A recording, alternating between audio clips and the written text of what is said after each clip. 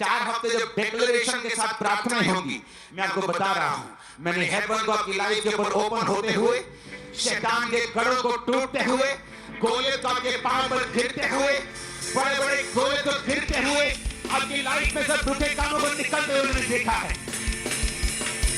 मैंने सब मौत की आत्माओं को आपके कदमों में झुकते हुए देखा है, एक्सीडेंट को कैंसिल होते हुए देखा है, डाइवोर्स को कैंसिल होते हुए देखा है, बीमारियों को निकलते हुए देखा है।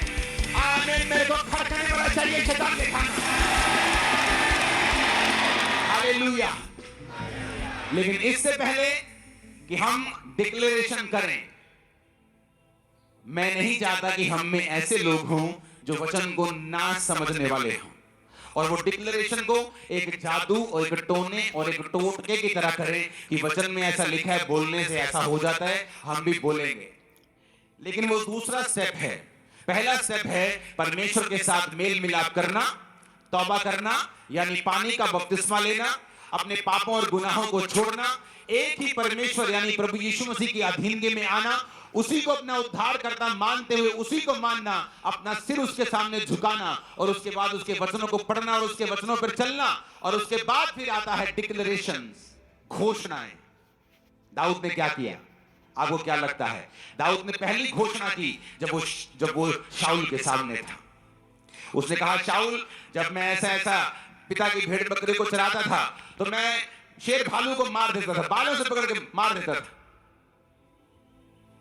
दाऊद ने कहा, वो यहोवा जिसने मुझे सिंह भालू दोनों के पंजों से बचाया है, वो फलिश्ती के हाथ से भी बचाएगा।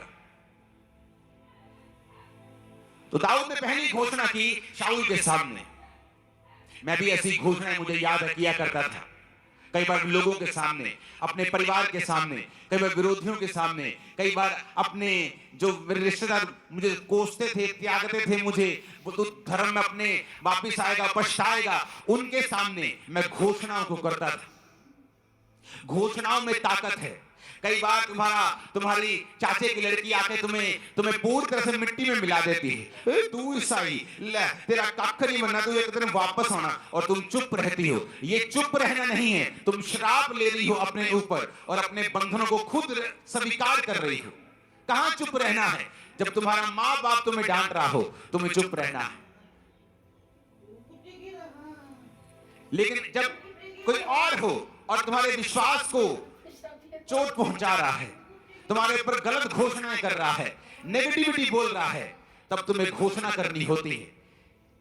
परमेश्वर ने मुझे बताया, जो पहला स्टेप मैंने बताया ना, वो तो जस्ट एक स्टार्टिंग था। आपके लिए कौन सा स्टेप परमेश्वर ने बताया वो मालूम? 10% लोगों के लिए है जो मैंने पहला स्टेप बताया, 90% लोगों के लिए जो अब बता रहा हूं।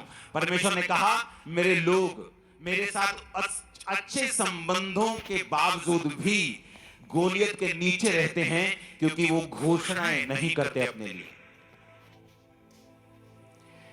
यहां दाऊद की जिंदगी देखो, उसने एक घोषणा की शाऊल के सामने। शाऊल कहता, बेटा तू अभी छोटा है, और वो जब वो छोटा था तभी से लड़ता है। यानी अगर वो 40 साल का है, वो 26 साल का एक्सपीरियंस है बेटा, तेरी उम्र अभी 15, 20, 16 साल है, 18 साल है, तू नहीं लड़ सकता। उसने कहा, जब मैं अपने बाप की भेड़ बकरी को चराता था ना, तो कोई शेर भालू आता था तो मैं उसको केसों से पकड़ के मार देता था। तो जो परमेश्वर मुझे शेर भालू के हाथ से बचाता था, वो इसके हाथ से भी बचाएगा। घोषणा। मैं घोषणा करता हूं तुम कभी फेल नहीं होगे। मैं घोषणा करता हूं इसी साल तुम्हारी शादी होगी। मैं घोषणा करता हूं तुम फाइनेंशियली ब्लेस्ड होगे। मैं घोषणा करता हूं तुम डर की आत्मा के नीचे नहीं जियोगे। आमीन हो जाए।